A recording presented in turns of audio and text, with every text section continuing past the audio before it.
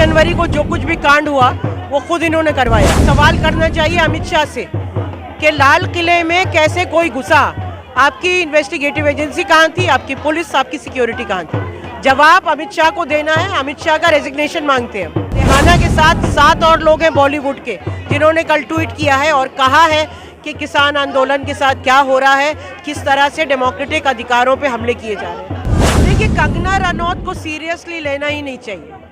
वो तो mouth piece बन चुकी है बीजेपी का, तो वो क्या कहें, कब क्या कहें, अपनी अकल का इस्तेमाल ना करती नहीं है या है नहीं, तो उस पर रिएक्ट करने का कोई फायदा नहीं। इस वक्त मैं मौजूद हूँ दिल्ली के मंडी हाउस पर, जहाँ पर दिल्ली के कुछ संगठनों ने किसानों के समर्थन में आज मंडी हाउस से लेकर जंतर मंतर तक का मार्च का आयोजन किया था। लेकिन आप यहाँ देख सकते हैं कि तादाद बहुत है, लेकिन दिल्ली पुलिस ने इस मार्च को रोक दिया है। 12 बजे का टाइम था, तकरीबन 2:30 बज रहे हैं। यहीं पर जो संगठन के लोग हैं वो यहीं पे अब अपना प्रदर्शन कर रहे हैं और यहाँ पर काफ़ी तादाद में दिल्ली यूनिवर्सिटी से छात्र संगठन है, NSUI है, सिपाहीसत है, उसके अलावा जो वामपंथी जो छात्र संगठन है वो बड़ी तादाद में यहाँ पर शामिल है और किसानों के समर्थन में आवाज़ उठा रहे हैं। हमारे साथ मौजूद हैं शबनम हाशमी, जो अनहद से हैं। उनसे बात करेंगे कि मैम, जब किसान अपनी मांगों को लेकर दिल्ली के अलग अलग सीमाओं पर बैठा हुआ है, तो उस ऐसी परिस्थिति में आप लोग दिल्ली के अंदर जो इस तरीके का जो कार्यक्रम कर रहे हैं, उसमें क्या संदेश देना चाहते हैं? देखिए, यही संदेश है दिल्ली के नागरिकों की तरफ से कि हम पूरी तरह से किसान आंदोलन के साथ हैं, उनकी मांगों के साथ हैं।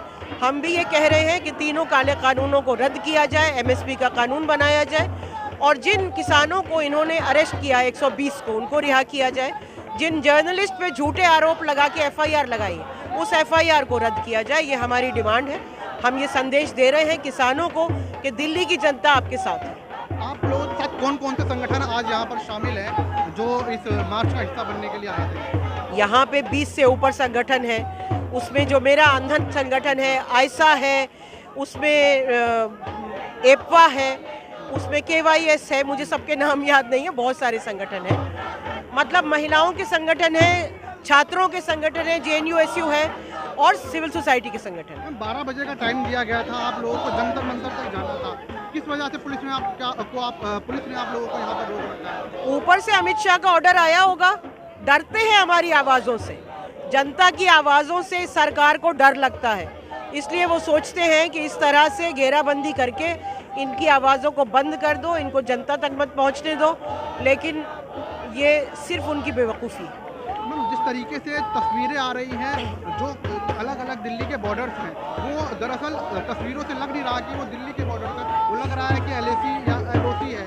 इसको लेकर आप क्या कहना चाहेंगे? सरकार इस तरीके के जो हथकंडे अपना रही है, जो कार्रवाई कर रही है, उससे क्या संदेश जा रहा है और क्या करना चाह रही है? देखिए, सरकार ने एक कहानी बनाई है अपनी, जो हर एक बड़े आंदोलन के लिए बनाती है। वो आतंकवादी है, खालिस्तानी है, देशद्रोही है।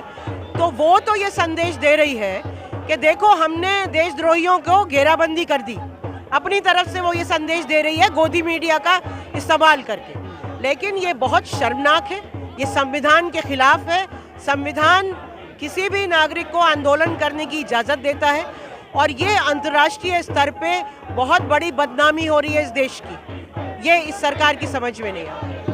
जिस तरीके से पिछले 2 दिन पहले जो कुछ जर्नलिस्ट हैं उनके ऊपर पुलिस ने कार्रवाई की, उनको एक तरीके से उठाया गया, तो क्या आप समझते हैं कि पहले किसानों के ऊपर जिस तरीके से इस आंदोलन को फूट डालने की कोशिश की गई, कामयाब मतलब कहीं ना कहीं कमज़ोर करने की कोशिश की गई, तो कहीं ना कहीं अब किसानों के बाद सरकार उन मीडिया संस्थानों को या उन पत्रकारों को टारगेट कर रही है जो किसानों की आवाज़ बने हुए हैं, क्योंकि मेन स्ट्रीम मीडिया तो उन खबरों को नहीं दिखा रहा है।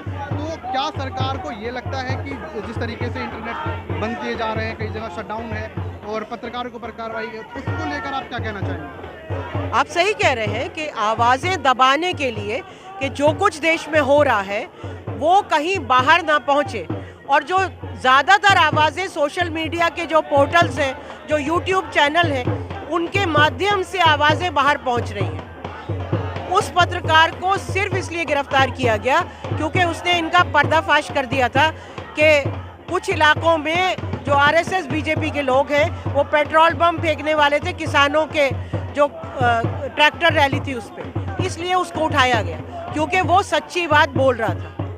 2 महीने से ज़्यादा का वक्त हो चुका है, आंदोलन बहुत ही शांतिपूर्ण तरीके से चला, लेकिन 26 जनवरी की जो तस्वीरें आई हैं वो कहीं ना कहीं अच्छी नहीं है। उसको लेकर आप क्या कहना चाहेंगे? 26 जनवरी को जो कुछ भी कांड हुआ वो खुद इन्होंने करवाया है। सवाल ये है और सवाल करना चाहिए अमित शाह से कि लाल किले में कैसे कोई घुसा, आपकी इन्वेस्टिगेटिव एजेंसी कहाँ थी, आपकी पुलिस, आपकी सिक्योरिटी कहाँ थी? जवाब अमित शाह को देना है। अमित शाह का रेजिग्नेशन मांगते हैं हम। ठीक है, तो पुलिस का रोल क्या देखते हैं आप इस आंदोलन को पूरे आंदोलन में क्या? पुलिस का बहुत घटिया रोल है, लेकिन मैं ये भी कहना चाहूँगी कि पुलिस को ऊपर से जो ऑर्डर आ रहे हैं पुलिस वो कर रही है, लेकिन उसके बावजूद भी पुलिस एक अपनी अगर चाहे, अगर पुलिस का जो मुखिया है अगर वो अपने प्रिंसिपल्स पे चलना चाहे तो कोई ज़रूरी नहीं है कि वो हर बार अपना सर झुका के और हांजी करने लगे होम मिनिस्ट्री के सामने। ये पुलिस का मुखिया जो है वो बिल्कुल भी अपनी जो अथॉरिटी है उसका इस्तेमाल ना करके पूरे दबाव के अंदर काम कर रहा है। कहीं ना कहीं गोदी मीडिया इस मामले को दबाने की कोशिश कर रहा है, लेकिन अंतर्राष्ट्रीय मीडिया लगातार इस खबर को कवर कर रहा है। अभी कल की जैसे जो अमेरिका की सिंगर पॉप स्टार है रिहाना, उन्होंने जो ट्वीट किया, उसके अलावा जो कमला हैरिस के एक रिलेटिव है उन्होंने, और कई लोगों ने इसके ऊपर ट्वीट किया है। इसको लेकर आप किस तरीके से देखती हैं? देखिए, हमारा जो देश है उसकी एक छवि है और रही है ना, नॉन अलाइन मूवमेंट की छवि रही है हमारी। हमने हमेशा डेमोक्रेसी को, लोकतंत्र को हमेशा एक बड़ा अपना, जिसे कहते हैं कि झंडा बना के हमने यहाँ डेमोक्रेसी को जिया है। इमरजेंसी का आप एक बीच का पीरियड 2 साल का छोड़ दें, तो जब एक इतने बड़ी डेमोक्रेसी जो दुनिया की सबसे बड़ी डेमोक्रेसी मानी जाती है, जब वहाँ पे ये फांसीवादी ताकतें कब्जा कर रही हैं तो पूरी दुनिया की नज़रें हमारे देश की तरफ है। और इसीलिए रिहाना के साथ 7 और लोग हैं बॉलीवुड के जिन्होंने कल ट्वीट किया है और कहा है कि किसान आंदोलन के साथ क्या हो रहा है, किस तरह से डेमोक्रेटिक अधिकारों पे हमले किए जा रहे हैं। लेकिन मैम, जिस तरीके से रिहाना के ट्वीट के बाद कंगना रनौत ने एक बार फिर किसानों को कहीं ना कहीं टेररिस्ट कह के संबोधित किया है, उसको लेकर आप क्या कहना चाहेंगे? देखिए, कंगना रनौत को सीरियसली लेना ही नहीं चाहिए।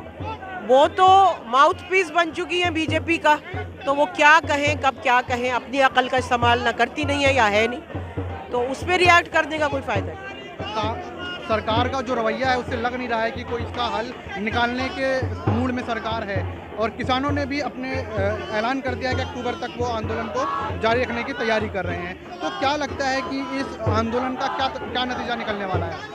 नतीजा वही निकलेगा, तीनों काले कानून रद्द होंगे, और अगर कानून रद्द नहीं होंगे तो किसान भी बैठे हैं, हम भी खड़े हैं, सरकार के जाने के बाद होंगे। कानून रद्द नहीं होंगे तो सरकार के जाने तक का इंतजार होगा। सरकार तो जाएगी, हमेशा तक के लिए तो आए नहीं है। ठीक है, बहुत बहुत शुक्रिया। ये थी शबनम हाशमी, जो अभी जो किसानों के समर्थन में जो मंडी हाउस में प्रोटेस्ट चल रहा है वहाँ पर शामिल हुई हैं। इनके साथ तमाम दिल्ली के 20 से ज़्यादा संगठन किसानों के समर्थन में यहाँ पर मार्च करने वाले थे। दिल्ली पुलिस ने उनको यहाँ रोक दिया है, जंतर मंतर की तरफ ये नहीं पुलिस ने जाने से रोका, तो ये लोग यहीं पर बैठ गए। इनका साफ तौर पर कहना है कि सरकार को कृषि कानून वापस लेने ही पड़ेंगे और किसानों की मांग माननी ही पड़ेगी।